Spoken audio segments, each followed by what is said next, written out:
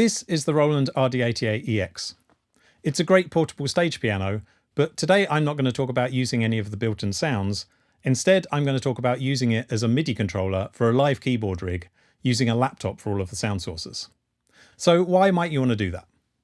Well, firstly, because in my experience, keyboards that are designed to be used as self-contained instruments tend to have better keyboard actions on them than most MIDI controllers. But also in this case, the RD88 has a built-in USB audio interface, which means that you can just plug one USB cable into your laptop and send the laptop audio out of the outputs of the RD88. This means one less piece of equipment to take to your gig, but it also makes the price of around $1,400 pretty attractive because you're not having to buy a separate audio interface. You can attach the keyboard to your laptop with the 2-host port on the back, and then connect the audio outputs to your mixer or amp. There's no balanced output here, just standard 1/4 inch jacks. The audio interface actually took a little bit of messing about to get working. I just plugged it in and expected it to work, but the RD88 wasn't showing up as an available output for my laptop. So I dug around in the manual for a while and found that you have to go into the settings menu and change the USB audio driver from generic to vendor in order for it to show up. Once I'd done that, it worked great.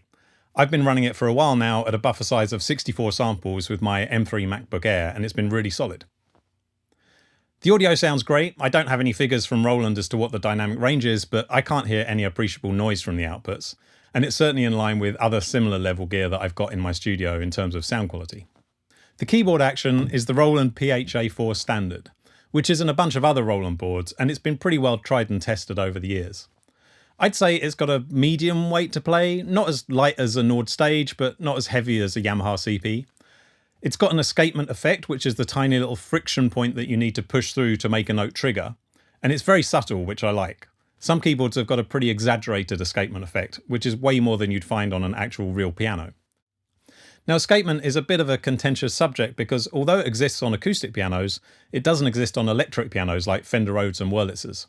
So if you're primarily looking to play electric piano sounds, the escapement might not actually be such a great feature for you. But I think Roland have made it so subtle on this action that it doesn't present any issues even if you're playing electric piano sounds. The black keys on the keyboard are really smooth and the white keys have got a really subtle texture on them, which you can barely feel at all, but you can just make out if you've got the light pointing in the right direction. Something I like about the keyboard is that the keys have this little chamfer on them, so you can do glisses on it pretty easily without hurting your hands. Now for me, equally important to the physical feel of the action is how the software translates that physical key throw into actual MIDI data. The RD88 does a really good job of that straight out the box, I think. It's pretty easy to play consistently with no notes coming out surprisingly loud or quiet. There's also no evidence that the velocity values are getting quantized to anything less than 127 values, so I'm guessing the scan rate is pretty fast. And there seems to be a good level of consistency between the black and the white notes, even if you play towards the back of the keys. You can explain this if you take a look inside, because the key sticks are actually pretty long for a portable piano. The longer the key sticks, the more consistent the action will feel between the front and the back of the keys, but the trade-off is that the longer the keys, the bigger and heavier the piano will have to be. There are some interesting options that allow you to tweak the response further to your particular playing style. If you just hit the key touch button, it brings up the velocity scaling options, and I like the fact that there's a dedicated button right on the front panel for this. First in the menu is the velocity curve. This is an overall velocity curve which adjusts the velocity mapping to feel heavier or lighter. I think Roland have done a really good job with these. If the curves don't feel broadly correct in the hardware, it's sometimes really difficult to remap them in the software. There's only so much resolution to play with once you start tweaking the velocity curves in the software, and so getting it right at the controller level is really important in making the whole system feel really good to play.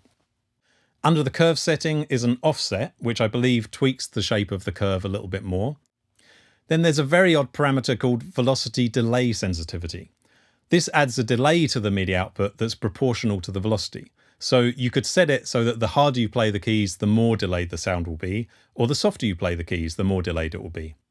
I've struggled to think of a single reason why this might be useful, but maybe somebody can let me know in the comments if you can think of something. Then there's velocity key sensitivity, and this one really is useful. Basically, it lets you kind of fake the idea of a graded action where the keys get physically lighter to play as you go up the keyboard. This is something that happens on a real grand piano, and some stage piano actions are actually physically graded with weights to replicate that. But the PHA4 is not graded, so there's a software option here to make it so that you have to press the keys less hard as you go up the keyboard to get the same velocity output. In practice, this is actually really effective, and although it's not as good as having a physically graded action, I think it does a really effective job of making it feel like it does.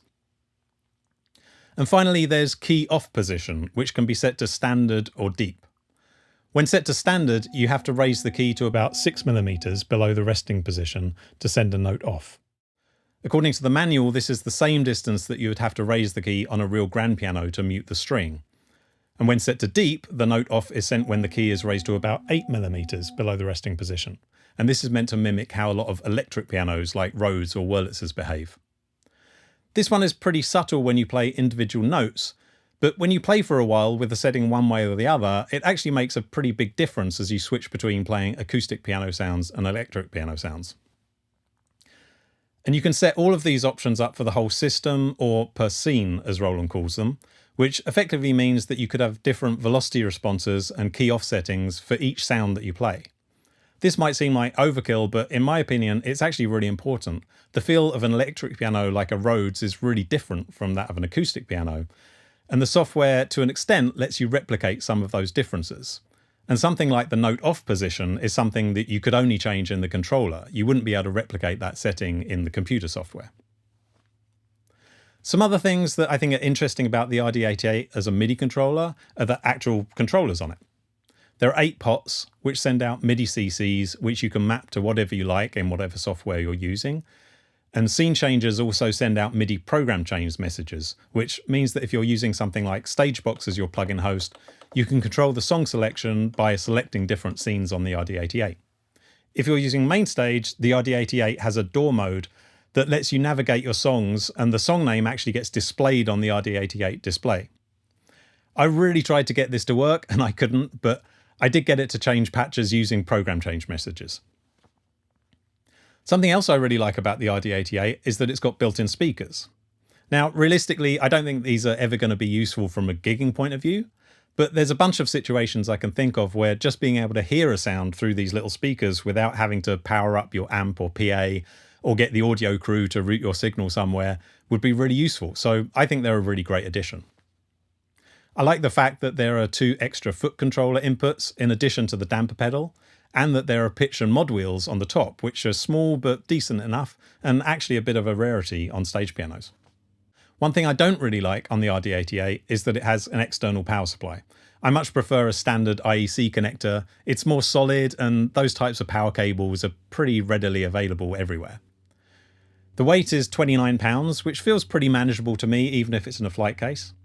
The build quality, I'd say, is decent. It doesn't feel like it's going to fall apart, but at the same time, you don't get a real sense of a super solid instrument in front of you when you're playing it. But I don't know, maybe that's psychological because it's not a very physically deep instrument. It just looks kind of narrow front to back, which of course helps keep the weight down. And the action itself feels nice and solid to play, so it might just be my eyes deceiving me. All in all, I really like this as a MIDI controller. The audio interface works great, the action's great, the tweakability of the response is great, and it's not super heavy.